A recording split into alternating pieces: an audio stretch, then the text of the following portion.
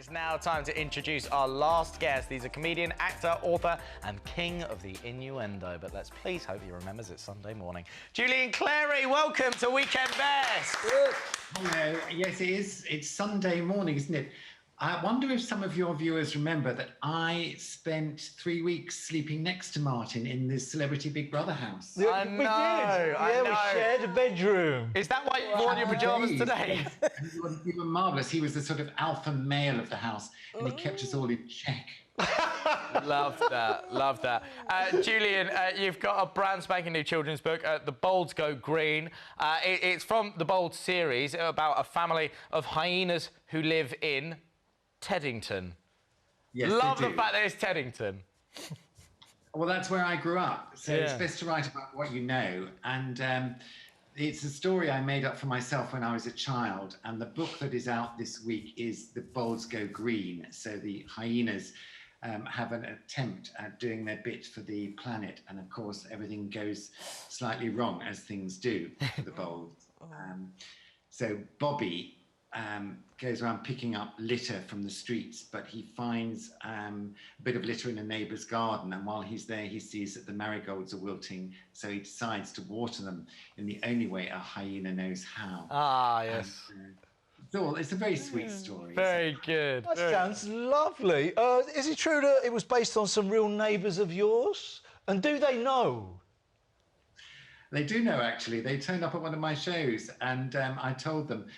Our neighbours, I used to have the little bedroom at the back of our house, and I used to look into the garden, and I used to see our next door neighbours, and in the summer they were in the garden, and I remember him taking his shirt off, the father, and he was a very hairy man. I was about 7 or 8, so I made up the story for my own amusement that I had a family of wild animals living next door, and so that was the story that I came back to when the time came.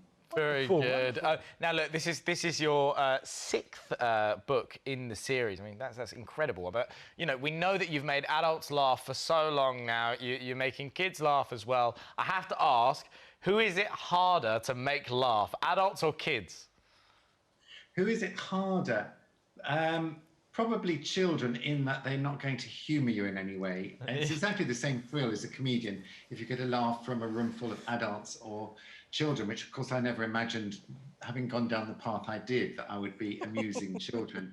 But children are very real and they're very in the moment. So if you make children laugh, you know that you've been funny, I think. Yeah, absolutely. In the book, Mr. Bold's job is a Christmas cracker writer. I love this. I love a good joke, right? And it's full of cracking one-liners. Have you got what's your favourites? My favourite, I think it's the first joke in the Bolds books, which is a joke that my mother used to tell me repeatedly, and it does not really that funny in the cold light of day, but it is, what did the earwig say as he fell over the cliff? Here we go. See, I love that. Yeah, but of course you love that. You love that types of jokes. That's the thing. I made James smile. That's a triumph. Yeah, exactly. I'm admiring James' tattoos, those sleeve things, because I've been watching the Euros and all the footballers have sleeves, and I think I might get one because I've got all this flesh here that could do with decorating. I might have a tattoo of Larry Grayson or something. I think, Yeah, I think you'd that look way. amazing with a sleeve. Yeah, exactly. Look, look, you've said this will be your final book about the Bolds, but it's not the end for them, is it? No, it's not the end for the Bolds. The reason it's the final book is when I got to the end of writing it, there's a big party in Bushy Park in Teddington, and all the characters from all the previous books turn up to celebrate the twins' 10th birthday, and I just thought, well, this feels like a finale. However, I'm going to we're doing a musical of the Bolds at the Unicorn Theatre. And I've written some songs. I can't promise they'll be as good as either of your other 2 guests' songs, but I've written about 10 different songs, and I'm really excited about it. It's lovely when you write something and then you hand it over to other creative people to add their input. Yeah, you're also going back out on tour, aren't you? With a new show called Born to Mince. Right, I bet you're not talking about a meat grinder here. I might be. They Yeah, might be yeah. Sunday, no, Julian. I always have Mince in the title of my shows, whether it's Lord of the Mince, Natural Born Mince. You know, I think you get the general. Born to Mince is a tour that, like everyone else's, has been put back. But finally, we're going to go on tour next spring, and I can't wait, you know, to get back on stage and talk a load of old nonsense. I mean, mate, like, going to see your shows, so much Did fun. you call me mate then? Yeah. Were you flattered or offended? No, I was flattered. It's such a sort of blokey thing to do. All right, mate. None of that thing. Oh, well, okay, It's fine. very nice.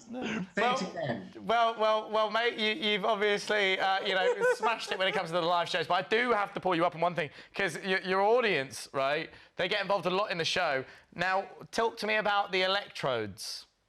Yes, okay. Mate, I will. There's been a lot about homosexual aversion therapy, and in my show, I do heterosexual aversion therapy. So where I to pick you out of the stage, Ronan, and bring you out of the audience and bring you on stage, I attach electrodes to various parts of your body, and then I show you photographs of various things. And if you can stop. Excellent. Good. Very good. Oh, dear. Julian, thank you so much for coming onto the show today. The Bold Go Green is out now, and tickets to Julian's tour, Born to Mince, are on sale as well. Let's hear it for Julian Clary. Oh, wonderful to see you, Julian.